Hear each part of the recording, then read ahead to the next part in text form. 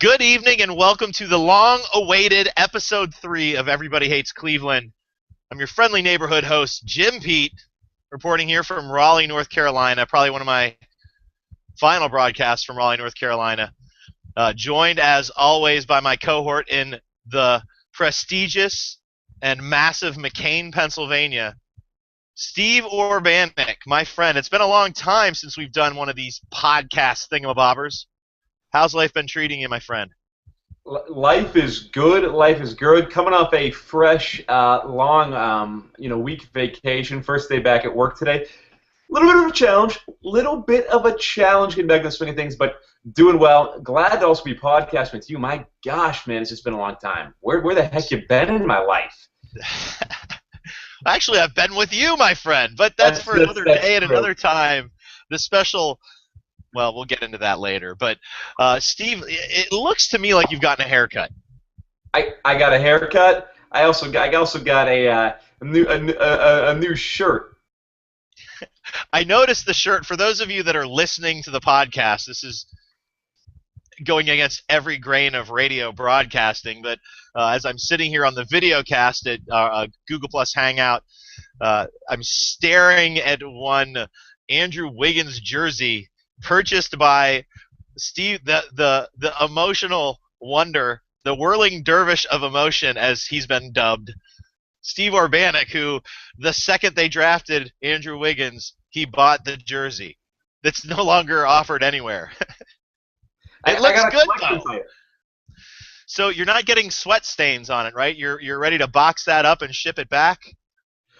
No, I'm going to keep it no matter what, I decided. What I also decided, though, is I am going to demand that I get a voucher of some sort or some kind of discount for a future order, because I bought this, Jim, June 27th at like 9 a.m. Hours, just literally less than 12 hours after the guy was drafted. As a loyal fan, who was excited, who was already on this Cavs bandwagon long before LeBron James started to roll back into town, for that alone, that loyalty alone, they owe me something. You do not give me a jersey of a player who you trade 2 months later. That's not. I'm telling you, I've been in communication with the Cavs team shop. I'll leave it at that. And he has. We're going to get into Andrew Wiggins. Everybody Hates Cleveland has begun a push, hashtag Keep Wiggins push. It may be a futile push this time. We're going to get into that a little bit today. We're going to talk about Andrew Wiggins, Kevin Love, LeBron James, and what he is brought to this team, perhaps off the court as well as on the court. Picture surfacing today of a much thinner LeBron James.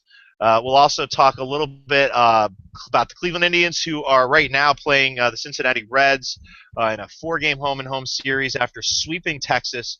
We're going to take a look at the Indians going forward. We've posted something yesterday about their schedule. We'll talk a little bit about their schedule, and Steve and I will look at them going down the stretch. Last year, of course, they made that incredulous run down the stretch where they went, I believe it was 30 and 21 to win the wild card spot.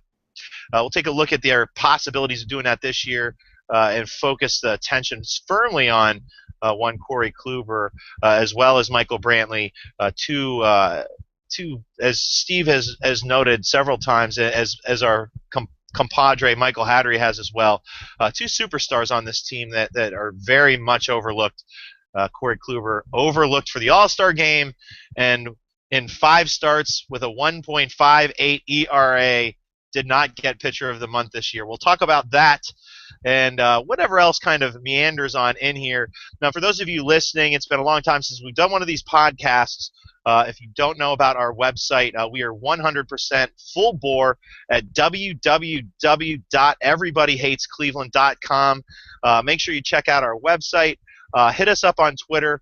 My Twitter is @JimPeteEHC. And, of course, you can hit up Orbanek over here at, and I'm going to spell this out, @EVRYH. I'm going to have to do that later because I can't remember. It's HATESCLE. That's it. That's it, right? That's no. EV. I got it right here. It's Ah, how sharp you look right now. It's EVRYBDY hates CLE. all right, don't worry. Actually, Steve, do this. I'll cut all that shit out. Do it one more time. Start right now. It's EVRYBDY hates CLE. So once again, guys, hit us up. The website, which Steve essentially runs, Twitter is at EVRYBDY hates CLE. That's Everybody Hates Cleveland's Twitter. And of course, again, you can hit me up at Jim Pete EHC. Every once in a while, I grab the command ship, but that's mostly Steve's baby here. So give us a follow. We'll talk anything you want Cleveland sports. We'll talk anything you want professional wrestling. We'll talk anything you want TV, movies, what you're drinking that day. I don't care. We're an all-encompassing site. We'll talk about just about anything. We're just getting started, and we've had an incredible amount of business. So jump on board while you still can. www.everybodyhatescleveland.com. And, of course, this podcast is going to become a whole lot more regular over the next coming weeks. And I can safely tell you in 2 to 3 weeks, we're going to have lots of live podcasts, and this is going to become about as regular as you can get, especially for Urbanic and me. But let's go ahead, Steve, and jump into things. I want to touch Browns too, but I'm going to throw some stuff at you at the end of this podcast, and you'll see where I'm going with it once we get there. Let's start about the hashtag Keep Wiggins campaign. Steve had a piece. His latest Orbiting Cleveland came out yesterday. Actually, today. I take it back. Came out today at 8 in the morning. Your campaign, Steve, to keep Andrew Wiggins on this team. We were talking yesterday throughout the day after you witnessed the now infamous ESPN interview where Andrew Wiggins looked like he was about to crawl out of his skin like an like one of those aliens critters. It doesn't appear good for Wiggins with the Cleveland Cavaliers. Let's talk about, aside from the talent and aside from the Kevin Love rumors, let's talk about how the Cavaliers have handled this, Steve. They draft Wiggins #1. Many people wanted them to do that. It seemed like Griffin really wanted him. It seemed like the Cavaliers faithful wanted him. Obviously, he's a talent. You and I have gone back and forth, as well as several other people at everybodyhatescleveland.com, about who should have gone #1. That seems to be past the point at this stage of the game. How do you think? What can you make of how the Cleveland Cavaliers front office has handled this? Of course, LeBron James comes on board after the fact, and it appears as though Wiggins is about to get dealt along with Anthony Bennett to Minnesota. But regardless of all of that, what do you make of how the Cavaliers are handling this? Well, to be honest, I think it's been pretty gross, borderline disgusting as far as how this has all gone. And let me back up and I'll tell you why. Now, as you know, Jim, you and I at the beginning of July were kind of, going crazy at the fact that LeBron might return, and everyone was. And, there was still excitement, though, over the fact that the Cavaliers had just drafted Andrew Wiggins. So, worst comes to worst, they don't get LeBron. They still have Wiggins next year. I don't mean to interrupt, but safe to say that was a hand-in-hand kind of thing. I mean, I think as Cavaliers fans, after 4 years of really bad basketball, to get the #1 pick in this draft, and we've podcasted about wanting them to tank or not wanting them to tank last year to get a high pick, and they ended up getting the #1 pick in this incredible draft with Jabari Parker, with Joel Embiid, with that Exum character, and of course one Andrew Wiggins. And you and I have gone back and forth about who they should take, but I think the hand-in-hand piece of this, getting Wiggins at #1, and then on top of that, getting LeBron James on top of it, it almost felt like one begat the other, that LeBron James considered Cleveland because of that. So how is it that the Cavaliers have – did LeBron come here because Andrew Wiggins was a commodity, was an asset? I mean, is that it? Or did he come here because this is a guy that could spell him, that could keep him healthy? It doesn't seem to make sense to me. but this hand in hand thing, like so I didn't mean to interrupt, Steve, but it's almost like they're taking one piece away from it. It seems that I think that part of the reason I think Wiggins was the key for LeBron coming here, not because he wanted to play with Wiggins, but because he saw that they had an asset that could be turned into Kevin Love or really, any impending free agent out there that's stuck on a team in his last year of his deal.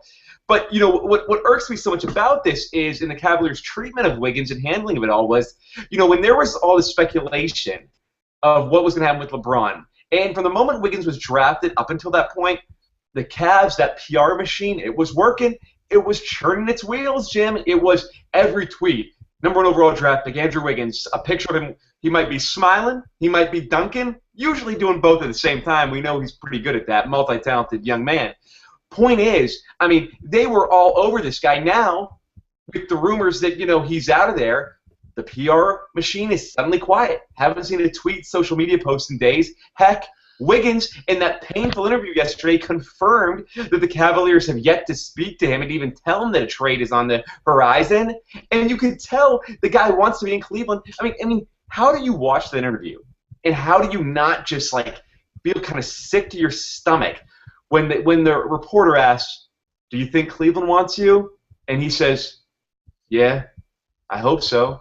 I mean, Jim, I'm watching it, and it's like, I'm telling you, I'm like, oh my gosh, what are they doing to this kid? He is, it just, oh, that was so painful, and just the way they treat him. I'll tell you what, regardless of what happens here, which it seems like it's clear that Wiggins is gone, I've lost respect for the organization as a Cavs fan, even still, because they basically, this guy, they couldn't get enough of him when they thought he was going to be part of the team.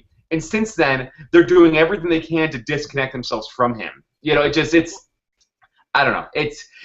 That's never a good sign. It's never a good sign that LeBron didn't speak to him. And I got a lot to get into on this LeBron topic. I'll throw it back to you now. But I'll tell you what. The whole thing about this. There is something ethics, morals. There's something to be said for those. And I believe. In Dan Gilbert's infamous letter that he wrote years ago, he kind of challenged LeBron to own up to those type of things and challenged LeBron for not speaking with him. And the fact that we heard that they found out minutes before he went on for the decision. Well, come on, Dan. You have this kid, this 19-year-old Canadian, Toronto native. You have his life in the palm of your hands. Do the right thing. Just do the right thing. Well, the telling piece of that interview for me, of course, were his statements, and you could clearly tell that the Cavaliers management and LeBron James himself have kind of left Wiggins in the dark, and that in and of itself doesn't bother me. But if you, for those of you that saw that on the internet, on the ESPN feed, if you watched the Wiggins interview first, the following interview was with Mike Krzyzewski and Kyrie Irving. Irving, not more than 10 minutes after, or 5 minutes after I watched the Wiggins interview where Wiggins himself was asked, have you talked to LeBron James? And he said no. Kyrie Irving was asked the same question, and Irving's reply to that was, yeah, we've talked lots. And then he went into the details of what they talked about, and it was very apparent to me that LeBron James was focusing on players that he thought he was going to play with. That just is what it seems like to me. Now, I guess you could make a case, yeah, you're probably not going to talk to the rookie, but you are going to talk to the veteran on the team, even though Kyrie Irving is 22 years old. At the same time, Andrew Wiggins is the number 1 pick, and we know LeBron over the years has taken it upon himself with lots of youngsters, Tristan Thompson, Kyrie Irving himself, Chris Paul, over the years, several other players. We know that he is, and of course in his infamous essay, his infamous letter to the city of Cleveland, talked about developing these young guys. You would have thought that one of the first people he would have contacted was Andrew Wiggins. The fact that he didn't speaks volumes, and it's funny, Steve, I think the first interaction that you and I had, you were in Colorado at the time and on lockdown from your family, but our first interaction was specifically about the fact that Wiggins wasn't mentioned in the letter. We haven't really had a chance to vet that out on a podcast. I didn't really pay much attention to Bennett not being mentioned, but it is interesting The two people being mentioned in the deal are Wiggins and Bennett, two number one picks back-to-back years, as well as another number one pick next year. That's the rumored deal. Was LeBron sending a message? Was LeBron trying to leave himself some leeway by not mentioning these two number one picks in that letter? He mentioned, as you noted, as we noted to each other in that conversation, he mentioned Kyrie Irving. He mentioned Tristan Thompson, who Rich Paul is an agent for as well. And he also mentioned Dion Waiters, which both you and I kind of turned our heads at as Waiters fans, and as Waiters kind of the guy that seems to be most maligned on this team as a locker room guy. It was kind of interesting those three were named and Bennett and Wiggins weren't. Now it kind of looks like LeBron specifically was making a point in that letter. It's funny, is much as that letter touches Cleveland, and listen, it was a phenomenal letter. Let's not beat around the bush, and we're going to get into LeBron here in a second, but let's not mince words. LeBron James not a dumb guy here. As much as we'd like to think this was off the cuff, that he just sat down in front of a computer and ran this off to Lee Jenkins, this was a well thought out letter, Steve. Don't you think this is something that could have been composed over a long period of time? I know Lee Jenkins said it didn't. Lee Jenkins said it was a couple of days. But don't you think that there's more likely that LeBron James sat down and thought out every paragraph of this? Don't you think the fact that he left Bennett and Wiggins out, and the fact that those are the two players that are mentioned in this deal, that was on purpose, don't you think? Yes, I think that's almost. I can't confirm this, but honestly, I almost would make the assertion that that's a fact. I mean that can't be a coincidence at this point, especially when you hear yesterday they get to speak. You know, I mean that's the one difference that they always bring up when you talk about Kobe and LeBron. One of the big differences that, as you mentioned already, Jim, is that LeBron is very nurturing and does go out of his way for the young players, whereas Kobe never has. That's why you never really hear about people wanting to play with Kobe. But you know, that's telling to me that he has not reached out to Andrew Wiggins, and it also, I'm a little taken back because I read that letter and I enjoyed. I guess one of the things that was so telling and stuck out to me about it was when he talks about it being a process and how his patience is going to be tested.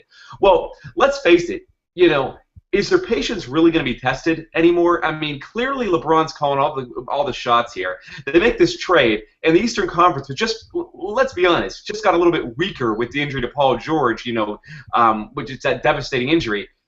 I mean, without Kevin Love, I think they win the East. I mean, with them, sure, they're a title contender, but LeBron said that, he basically said he didn't expect this to happen in the first year, which made me think that, Wiggins would be a part of this. And I don't know. In a way, I feel like we were misled. I mean, I don't think there's no way you can tell me that you would gamble away a potential perennial all-star for 1 year of Kevin Love, who, let's be clear, has made it known that he's going to opt out no matter what. Sure, he might come back to Cleveland, but let me ask you something, Jim. How much luck did LeBron have recruiting and retaining players in Cleveland the last go-around? I mean, I think how we all saw that went. He tried, how hard to get Chris Bosh to sign a deal? Didn't work. Sure, yeah, conventional wisdom will tell you the Cavs will do great next year. Love's going to want to stay. Also, conventional wisdom tells you he's an LA guy, West Coast guy. Lakers, that could be a possible destination. I mean, my point is, I know I'm beating around the bush here. I just think this is a lot of risk to give up a guy who already is going to enter the league, who said he wants to be on the NBA All-First defensive team.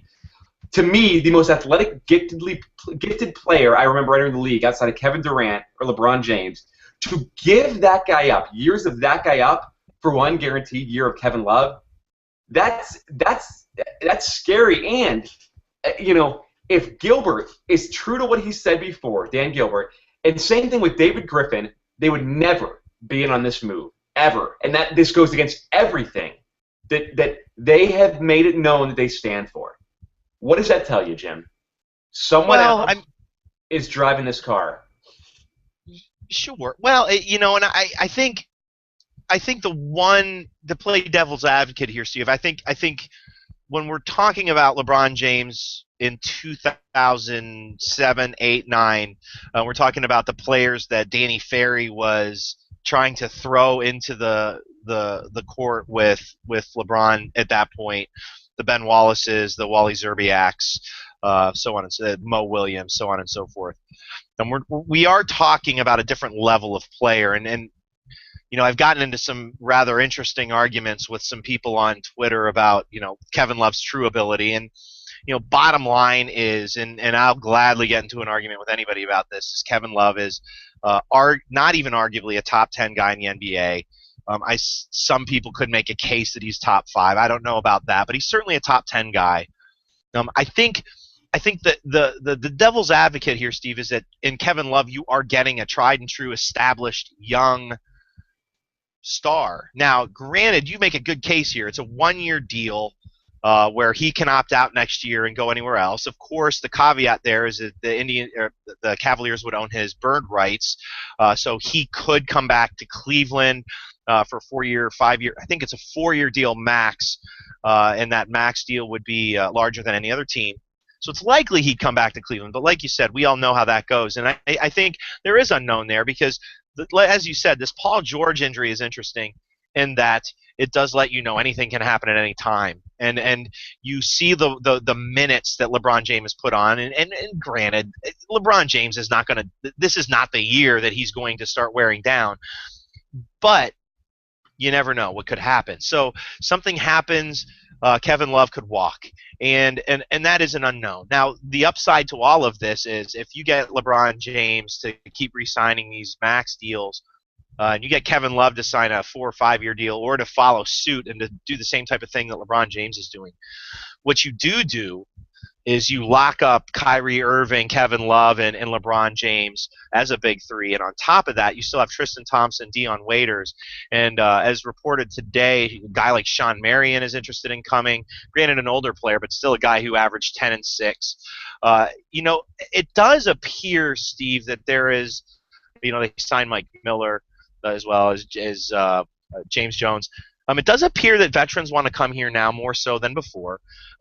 Isn't there upside to both sides of this, is my point. I am on the keep wait. Listen, I know that you and I usually are not on the same bandwagons. I am on the hashtag Keep Wiggins bandwagon. But what if they get Kevin Love, bring in Sean Marion, and my God, rumors surfacing that Ramon Sessions might be on the table as well? Might the Cavaliers and LeBron James just be at a different place? Might LeBron James be at that point in his career where he legitimately can bring guys in? I mean, you would hope, but I still think, until that's been, I hear what you're saying. They're bringing veterans. Yeah, Mike Miller, James Jones, can we really call that much of a coup? Sure, he's bringing guys like that, but you wouldn't start there. You'd start with Kevin Love, of course. And if you get Kevin Love and you get Sean Marion and bring in a guy like Ray Allen, if he doesn't retire, and I've heard rumors that he's officially not coming back, but again, if you just bring in LeBron James and then all of these other Mike Miller, and Mike Miller is Mike Miller. He played a whole season last year, but I think that combined matches his last 8 seasons, but.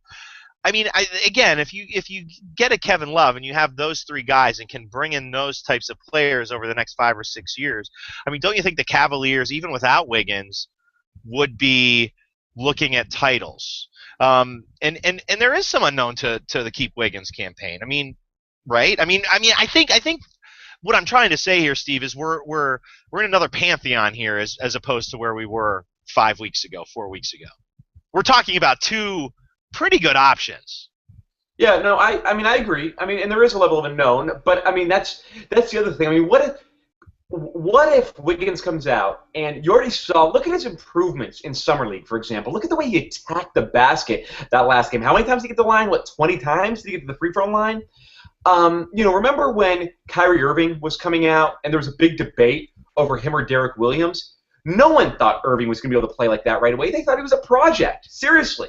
They truthfully thought this was a project, a guy who was years away, who was the best player in a down year. My point being is, Wiggins, you might think that he's not going to be able to contribute right away. He could come out right now as a rookie, play aside of LeBron, average 17, 18 points a game, 2 steals, 4 rebounds, 3 assists. This is feasible. He could be that good. He's got the athleticism. Every game he's going to get better, and who better to learn from than the King James? I see that there is two sides to this, and obviously, yes, Kevin Love, I agree with you, is a top 10 player in the NBA, despite the fact that he does average nearly 20 missed games per season, which no one seems to mention. But yeah, he is basically, he's arguably the best power forward in the game. But I keep going back to, what if he leaves after this season? And sure, I mean, yeah, you don't want to dwell on that, but what if? And the other thing that I want to say, that I wish I could take credit for this, but I can't. This is something that came through on my Twitter feed. Conrad Kazmarek made this point.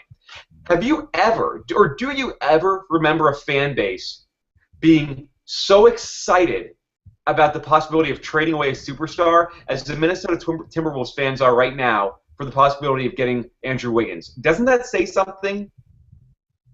I think that speaks volumes to this player and to what he possibly could be. Sure, you know, I agree with you. Yeah, there are two sides to this, but I suppose I feel like, you know, basically this is I've been fed hypocrisy by Dan Gilbert and the Cavs organization, because they said this wasn't going to happen again, and LeBron for that matter too as well with his letter. I mean, this is not about building something. This is about putting a super team together, just as you had in Miami, and going all in year one. And maybe they have to do that. Maybe that's what LeBron wanted. Obviously it is, because he signed these 2-year deals with the 1-year opt-out. And sure, I guess that's what you have to do. But I just think it's a darn shame that you're letting go of a guy who is going to be, what I believe, a great ambassador for the NBA. He's already a top-notch human being, and he's quite arguably the most athletically gifted player to enter the league since Kevin Durant. It's a shame that you're giving up years to that guy who you could form a tandem with LeBron James, him and LeBron, for one guaranteed year Kevin Love. Sorry, I'm not going to buy that. I mean, and like I said, beyond that, I think they could win the East next year without Love. Yeah, I don't disagree with you. And again, you know, it is one guaranteed year with Love, and that can't be defended at this point, although I think you could probably argue a point that he would be back past after that 1 year. Again, Wiggins could be that Kyrie Irving. Wiggins could be that Kevin Durant. He could be a guy who immediately, but again, the unknowns are on both sides. It is an interesting debate. I know, Steve, I'm not going to debate it with you as much as I want to. You know, I'm like chomping at the bit, but I promised. Hashtag keep Wiggins. Hashtag keep Wiggins. You know what, Jim? Bottom line is this: is that we're a team. We're a team, and everybody hates Cleveland. We are a team, but you see what I see every time Wiggins opens that mouth of his and he shines those pearly whites. That man and that smile, I want that in Cleveland. That one cartoon, that one comic with the Andrew Wiggins smile. I feel like turning off my light right now and making my teeth glow. That's what I feel like doing. It reminds me of that Friends episode where Ross had the shiny teeth. It does. So let me ask you, Jim, what do you say now? What's your percentage of this deal does get done? I mean, to me, and while there's still people who are debating it, to me that interview spoke volumes. You could tell that Andrew Wiggins was left in the dark, and when you have a number 1 pick, you don't leave a number 1 pick in the dark. That number 1 pick is your media darling, even if LeBron James comes back. I mean, the first thing that any smart NBA franchise would do would be pairing those two up. In some big meetup, and the fact that that's not on the horizon tells me that I'm going to put it at 98%. Andrew Wiggins and his fellow Canadian will be playing just south of the border with another number 1 pick in Minnesota. I think Minnesota's looking at this as a PR coup, drawing in Canadian fans from their immediate north. I think we'll see Andrew Wiggins with the Minnesota Timberwolves. And before I ask you for your percentage, Steve, I want you to think about this, and this is a piece that I haven't seen talked about. The biggest question mark with Andrew Wiggins isn't whether or not he's going to be a star. I think we all can agree Andrew Wiggins in some form or fashion is going to be an above standard NBA basketball player. How above standard, we don't know. Will he be Kyrie Irving? Good, meaning can he put the ball in the basket? Can he be a factor on his team? Or will he be Kevin Durant good or LeBron James good? Can he be that transcendental star for his team? His big knock has always been what, Steve? What's been the knock? What did everybody talk about? What did you and I talk about in that podcast just prior to the draft? What's his big knock? Lack of killer instinct. Let me ask you this, my friend. If you're the number 1 pick and that team treats you like dirt, and that team sends you to Minnesota, to the Siberia, no offense to the Minnesotians, to our thousands and thousands of Minnesotians who listen to this podcast, but send you to the Siberian outback of the United States in Minnesota, might that give you a killer instinct? Could this be exactly what Andrew Wiggins needs to stick it down Cleveland's craw, to stick it down everybody's craw? Might this be the trigger that makes Andrew Wiggins that superstar that we keep thinking he could be? I think it could. I mean, I think it very well.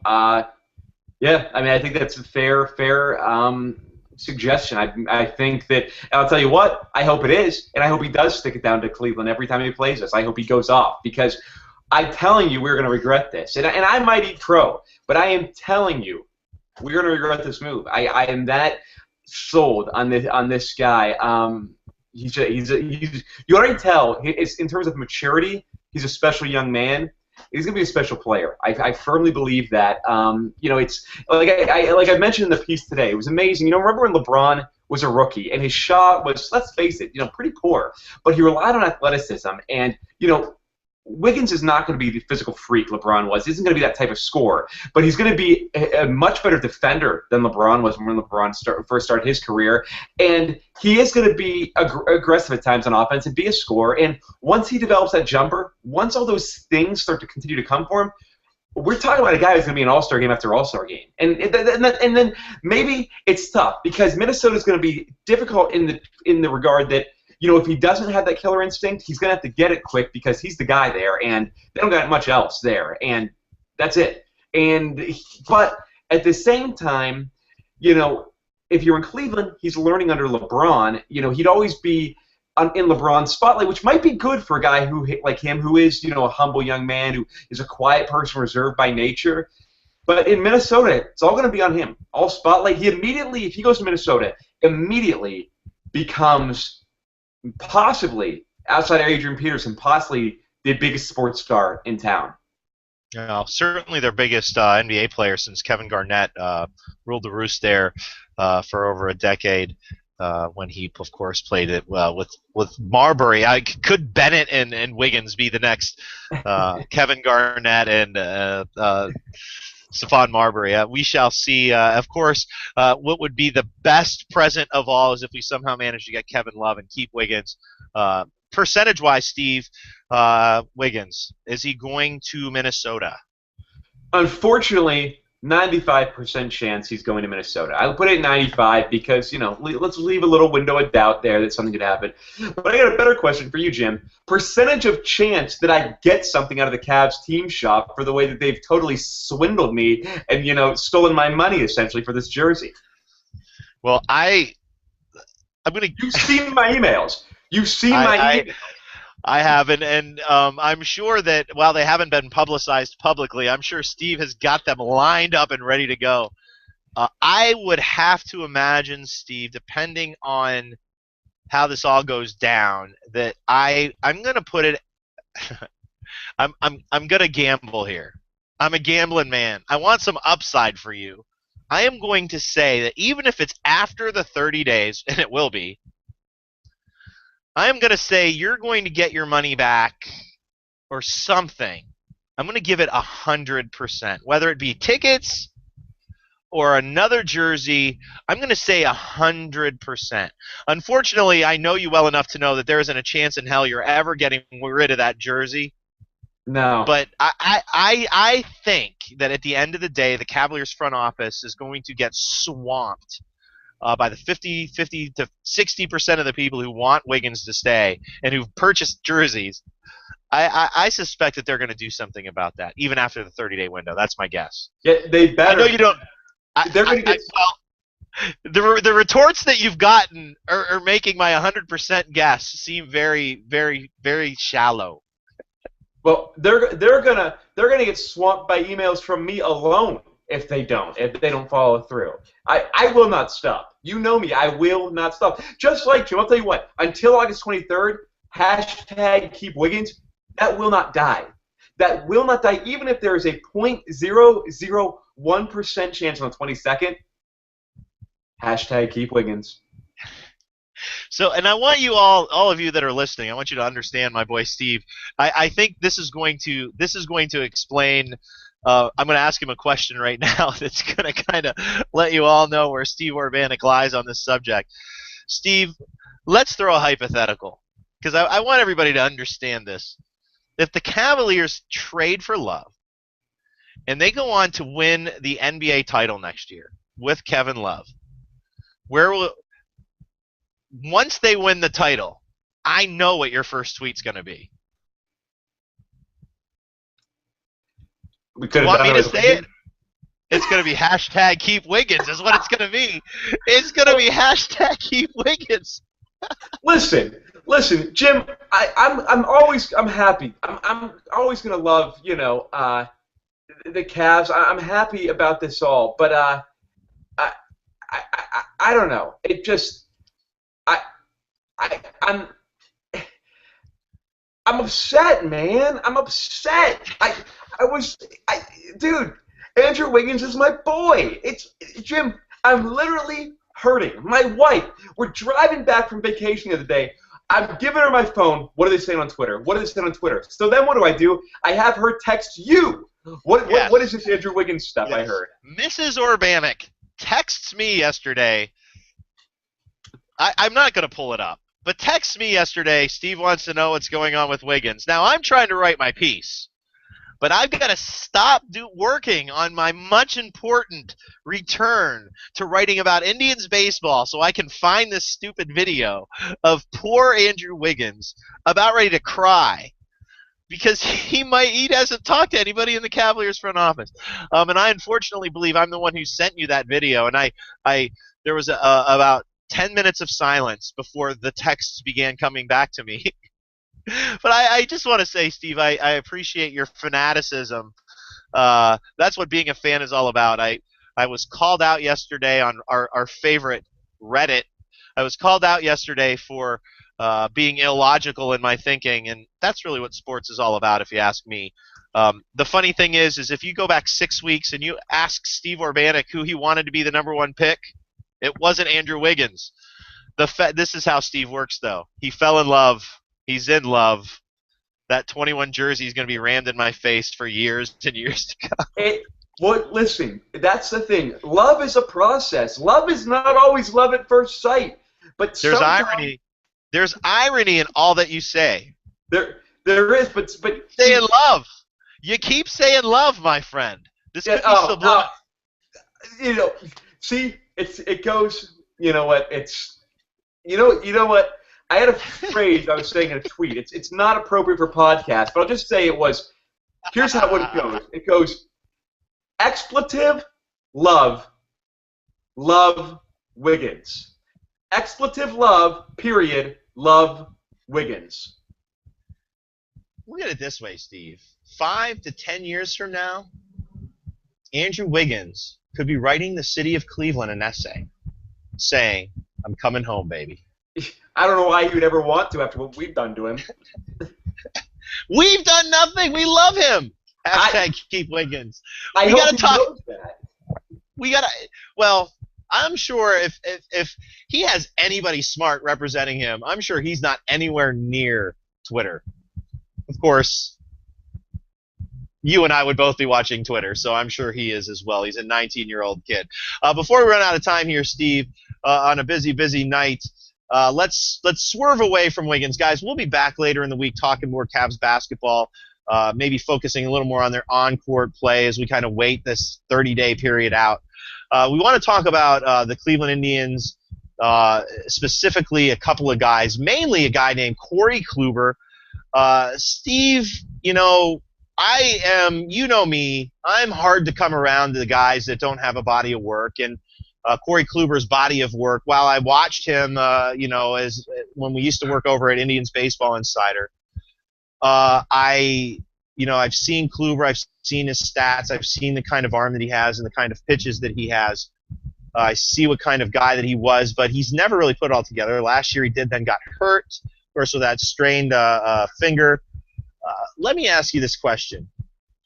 How is it that Corey Kluber has literally become potentially the best right-handed pitcher in baseball? And the fact that I can say that and honestly pause and think he really might be the best right-handed pitcher in baseball, how is it that Corey Kluber has harnessed everything that he's gotten over the past 18 months and turned into this pitcher that we had you and I specifically were not on the Kluber bandwagon at first. And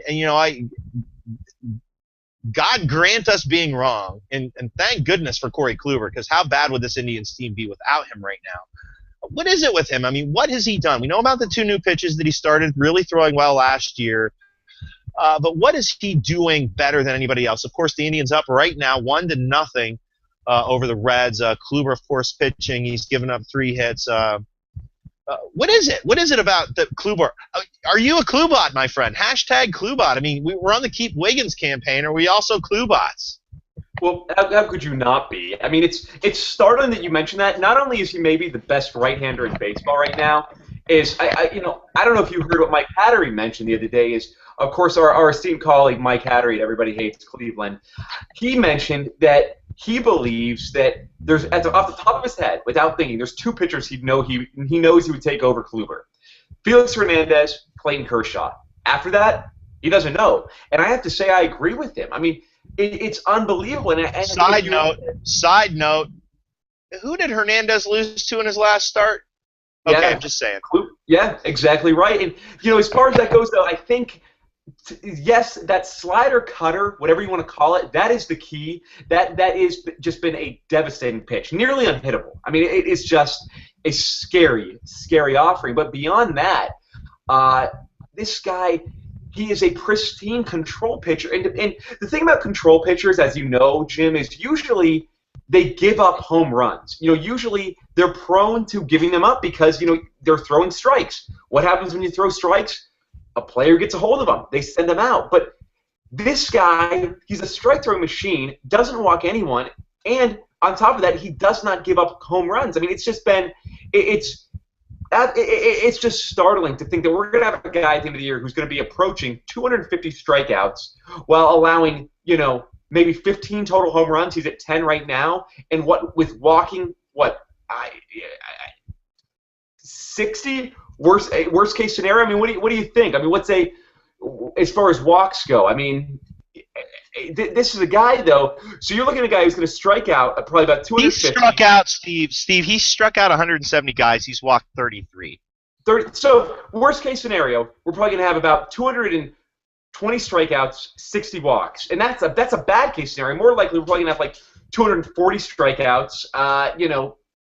45 to 50 walks. I mean, this is crazy stuff. I mean, I'll go as far to say this, that, he's pitching on par right now this month with what we saw from Jimenez second half of last year. And don't underestimate how good Jimenez was last year. And not just that, Corey Kluber, to me, is the best long-term starting pitcher the Indians have had since CC Sabathia or Cliff Lee, who both happen to be the last 2 Cy Young winners for the Indians. So, I mean, this guy's scary good. He's a gift. I mean, just like Andrew Wiggins was a gift for the Cavaliers, because let's face it, winning the lottery, that was Christmas. That was Christmas, and it was snow, and it was Christmas. That was a gift wrapped for the Cavaliers. But I digress.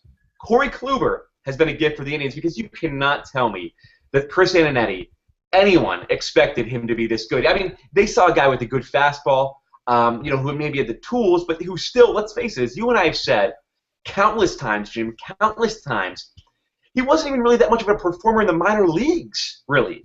So this is just, it's incredible. And, as you said, thank goodness, because where would we be without him? And, as much as I hesitate to say the Indians are actually going to have a chance to make a run here, as long as you have Kluber on the mound, you're going to have a chance to win. And that's a pretty nice starting pitcher to have in the final 2 months of the season. Well, and you have to believe that he's going to continue where he is. I mean, if you just look at his May and July, I mean, how Now, I mean, I'm not going to look at anybody else, but if you look at Kluber, I mean, think about this. He's 4-0 in the month of July, 1.54 ERA, struck out 43 and 41 innings. Steve, my friend, he's walked 4 batters in the month of July. I'm going to say that again. I'm going to say it loud. 4 batters in the month of July. If you look at July and May alone, he's 8-0 in those 2 months with a 1.7 ERA in 84 innings pitched. He struck out 103 in that stretch, and he's walked 12 batters in over 100 innings. That is special. And as much as we were on the Danny Salazar bandwagon and still are, this is almost what we expected from Salazar this year. I mean, Kluber is exceptional, and we've compared him to Cliff Lee several times. Both in the similar age bracket when they took off. The great thing about Kluber, and this is something that has been mentioned several times at EHC and by several members at EverybodyHatesCleveland.com. This is a guy that the Indians have under control until the age, I believe, of 34 or 33. This is a guy who's never going to sign a big deal. He may. It depends on where we're at 5 years from now. But, Steve, this is exactly what the Indians need, these types of pitchers. What do you expect? I mean, listen, if Kluber's 11-6 right now, do you think that if the Indians make the playoffs, and we'll get into that in a second, but if the Indians make the playoffs, Steve, could Kluber win the Cy Young?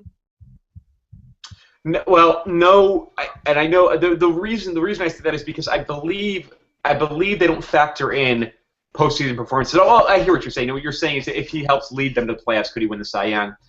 I don't know. I mean, I say no now, but what if he has an August like he had a month of July? It doesn't look like he has his best stuff tonight, but he's still putting zeros on the board. And what if that continues? I mean, what if his ERA continues to fall? What if he gets to 17 wins? Pencil that number in. So what if he gets 6 more wins? And let's say he gets that ERA down to the 2.3, 2.4 range, which I'm sure would be right around the league leaders. I have to think he has a chance. I mean, it's a long shot, granted, right now, but I think he has a chance. And especially if the Indians do make the playoffs, who do you think is going to be the catalyst? Who do you think is going to be the most important player to that run? Well, Jose Ramirez. Yeah, well, hey, let's not sell our boys short. We've been on that bandwagon forever. But in all seriousness, it's going to be Kluber. So yeah, I think that Sure. there is a distinct possibility that you could have a chance at that.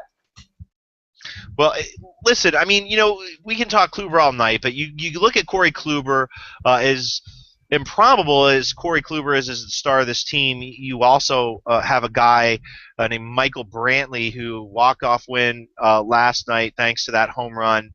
This is a guy who has exceeded all expectations.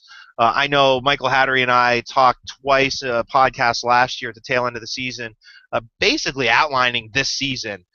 As big a surprise as it is, IQ-wise, this guy's special. Is Michael Brantley, as much as here's the thing about Kluber and the MVP, or I'm sorry, Kluber and the Cy Young. He didn't make the All-Star game. He didn't get Pitcher of the Month in July and has just absolutely dominated everybody he's pitched against. I think that alone is going to probably either people are going to start noticing. I call it the Mo Cheeks rule. Mo Cheeks was always considered the most underrated player in the NBA. That by the time he was done, you heard it 5 million times. He wasn't underrated anymore. Perhaps Kluber will catch a little bit of that wave as the year progresses. On the flip side of that, I don't think he's going to win the Cy Young for a variety of reasons, including a couple of other guys that are likely going to win it ahead of him, regardless of what happens. But Michael Brantley, in my opinion, has a legitimate shot right now if he continues doing what he's doing.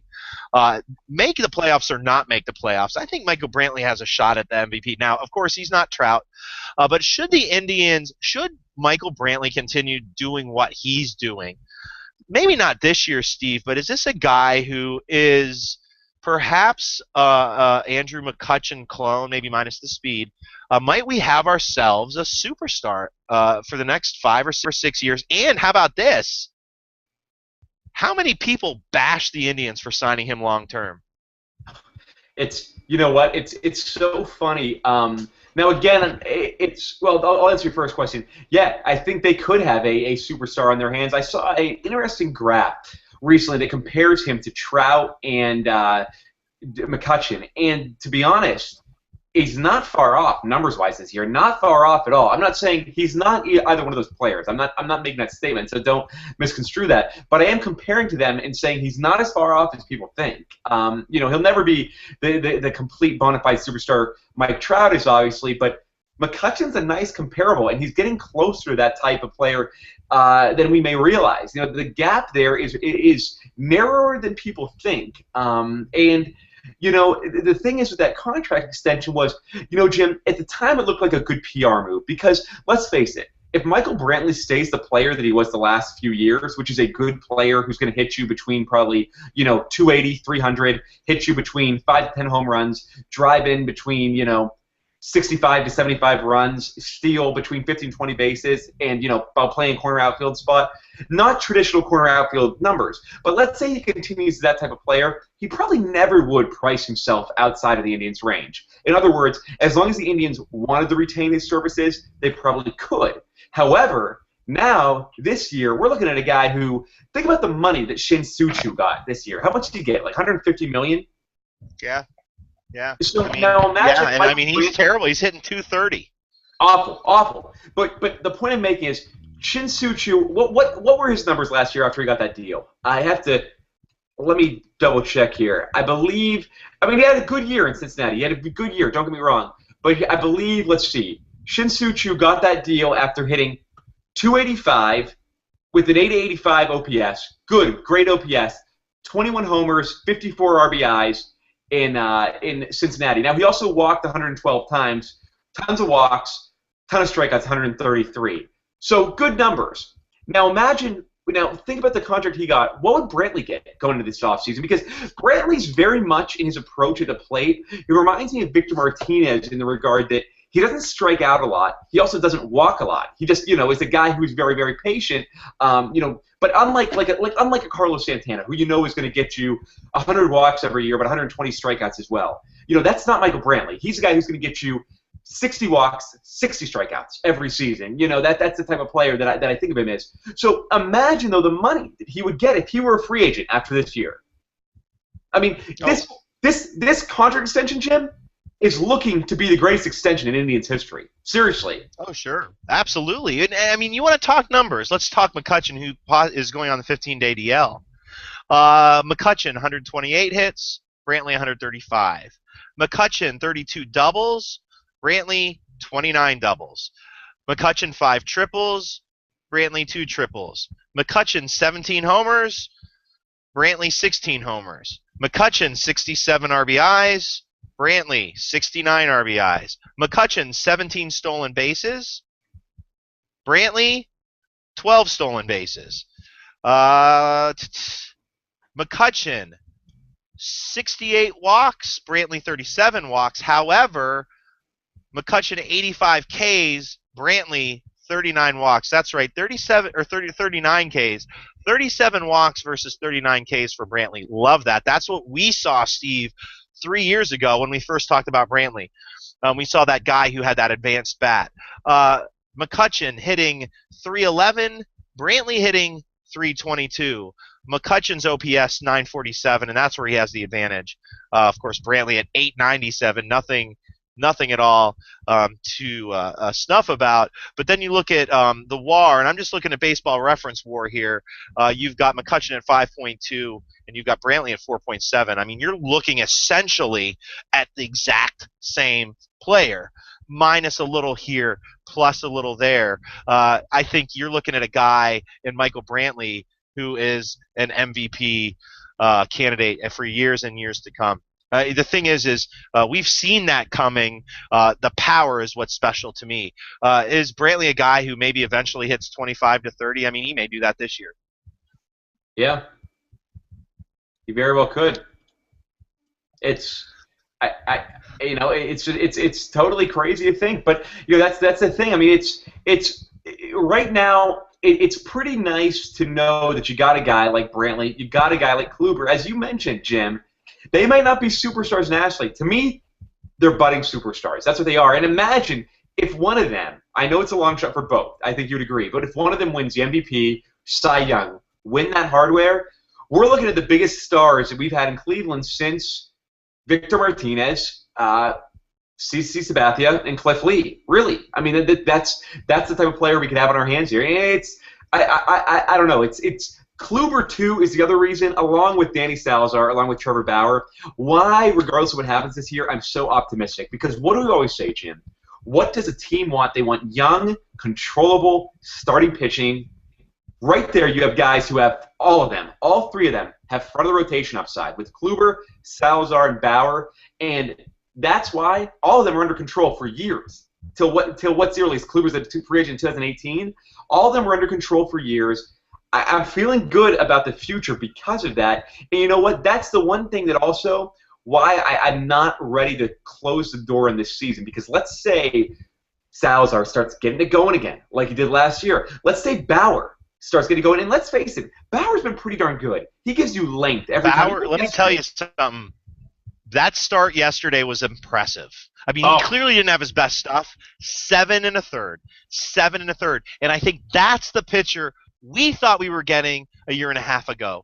A guy who's so talented that when he doesn't have his good stuff is tenacious and smart enough, and Hattery will be the one to tell you this, smart enough to make it 7 1/3 innings. That was as impressive a start as I've seen from Trevor Bauer without his best stuff. Now put him with his best stuff in that start yesterday, he goes 9 innings and dominates that game. So, yeah, I think now again, I don't want to overstretch because the catch-22 here, Steve, is we need all three of those guys to be top of the rotation guys now. And I don't know that we're going to get that. I don't know that that's what you want. I don't know that you want Kluber with these two heading down the stretch run. But perhaps Mickey Callaway is what we think. Perhaps these guys are catching fire when we think.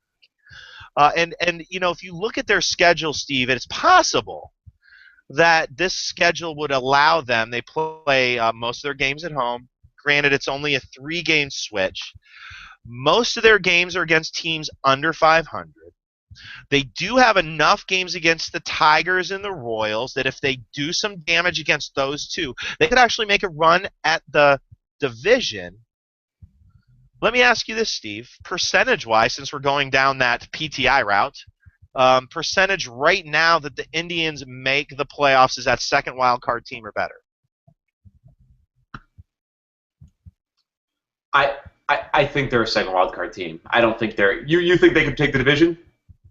Percentage-wise, you're asking percentage-wise that they could be better than a second wild card team? Or percentage that they make the playoffs, regardless. Percentage that they make the playoffs. Right now? In any 30%. Say 25%. So we're on the same. I mean, if you look at this, I mean, they're 6.5 games back. They got the Royals in front of them. You know, the Tigers just got David Price. So that is what it is. Let's take it before we wrap things up here, Steve. Let me throw a few questions at you.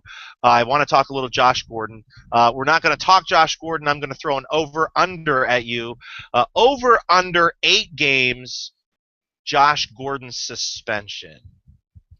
Can I keep it right at 8? You can keep it right at 8. I'm going to go you one better, my friend. Under. I think it's going to be 4 or less. Yeah. Well, it's certainly a good sign we haven't heard anything yet. It's 1 to 3 weeks to make a decision. That means there's a lot of talk going on, and if there was no talk, they would already come back and set a year. I think we're going to get 4. I think it could be 2. It's going to be interesting to see what happens, especially with this secondhand pot smoke argument. But Jim, from the sound, he has a case. It sounds like he has a case. You heard he passed, what, 75 drug tests the last year? Yeah. I mean, you know, it is what it is. I just wish these guys would smarten up. And if someone's smoking pot, or an NFL player, and you know that if you are sitting next to the guy, I mean, you and I both know that if we see someone yank out some pot, you know, we're both young professionals. You younger than me. Get out of the room, right? Yeah. Like, what's his deal? Like, I mean, why are these guys idiots? I just, you know, it just drives me nuts. But, all right, over-under. No, let's not over-under it. Percentage that Johnny Manziel, who's already getting headlines that he's overtaking Hoyer without actually playing a game, percentage that Johnny Manziel is our starting quarterback by week 3. 60%. I'm going 100, my friend. Johnny Manziel will be our starting quarterback week 1. That's just me. Let's wrap things up. Let's wrap things up here, Steve. As we do every time we do this podcast, I'm going to throw this at you because I've already got one in my head. Do you have anything you want to plug this week, including anything on site? Well, of course I want to plug the hashtag Keep Wiggins. If you didn't realize that already, remember, Keep Wiggins. Hashtag Keep Wiggins. Or also, expletive love, period, love, Wiggins. That's a good one too. That's good for our younger listeners, of course. You do realize that our fan base is actually going to write expletive love, right? Well, yeah. I mean, we got a lot of fans. What can you do? But I definitely want to plug that. Want to plug all the content on the site, guys. One thing about this site that's so great, as Jim mentioned, is we cover it all. Jim and I, believe it or not, we are longtime professional wrestling fans. We got a couple of professional wrestling writers on the site who do it really, really well. John Bajarski, of course, every Tuesday has his Getting Respect on the Streets column. Also on Thursdays we have Brian Andrews with his Universe column. Very, very good, good wrestling pieces. Also, we have pop culture. We have it all. We have Indians, Cavs, Browns. Just check the site because almost every day you're going to see something new. And I promise you, I stake my life on this. You're going to find engaging, fun to read, good content. So just keep visiting. And as Jim said earlier, it's everybodyhatescleveland.com. You'll be seeing more podcasts too, even podcasts on other topics too, whether it be pop culture, movies, TV, wrestling. We got you covered. Yeah, and I'm not going to plug the site. I do want to say a couple of things though. Make sure you check it out. Like I said, we're in the beginning stages of this. This is our 3rd month open. We really, if you look at our start date, tail end of June, we haven't even been open 2 full months yet. We already have closing in on 100 pieces up, covering everything you could possibly want. Like I said, we've got solid pro wrestling content for those out there that like that. We have tons and tons of Cleveland content. Kevin Fiorenzo, who used to write for the Florida Marlins for MLB.com, throwing up, you'd think he'd be throwing up baseball content, but he is our primary pop culture guy, throwing up lots and lots of stuff on TV. Great, thought-provoking stuff. Joe Cuneo, who's got it in his blood, wrote a phenomenal piece on Jim Thome. Actually turned my it's hard to do, but got me back on the Thome bandwagon. Check that piece out. And of course, Steve and myself, I think in our site you're going to find a lot of the best writers. And listen, we are all about the Cleveland culture. We're all about the Cleveland sites. We love them all. We wrote for many, many years at Indians Baseball Insider. Check that site out. Of course, Tony Lastoria does great work there. Make sure you check out waitingfornextyear.com as well. But the site I want you to check out, and it's not current right now, Al Chimichella hasn't been writing, but I know he'll be back. The site I want you to check out is the Diatribe. And listen, Paul Cousino started that site several years ago, and in my estimation, other than one other writer, Paul Cousino is far and away the best Cleveland blogger, best Cleveland writer, in my estimation, of all time, other than Kastrovitz. I check out his site. If you check out my piece on Sunday, the Sunday Drive, I linked a 3-piece series that he wrote when Victor Martinez was traded away. Steve, you are as impassioned about the players that you love as anybody I've met. Cousino is the same way. Read those 3 pieces. Take a look at the archives at the Diatribe, and of course, make sure you check out Al Chimichella's stuff as well. Minor league stuff is phenomenal. He, of course, heads down to spring training every year. Life has gotten in the way for him, but I'm sure he'll be back, and he actually wants to podcast with us as well. Listen, we're going to be podcasting. Hattery Pot sends me a text today that says pod. So check that out as well. Check out all of our stuff. This podcast will be popping up tomorrow, Tuesday morning. Of course, when you hear it, it will be today. So make sure you check out our stuff. My goal is to have something up every day. I don't know what I'm going to pop up there today. I haven't started writing anything yet, but I'm going to get on that as soon as I get off here. Steve, it's been real, my friend. Pretty soon we'll be doing these in your living room. Can't wait. Cannot wait, my brother. With that said, we're closing up shop. We will see you sometime later this week at everybodyhatescleveland.com. See you soon. Go Cleveland.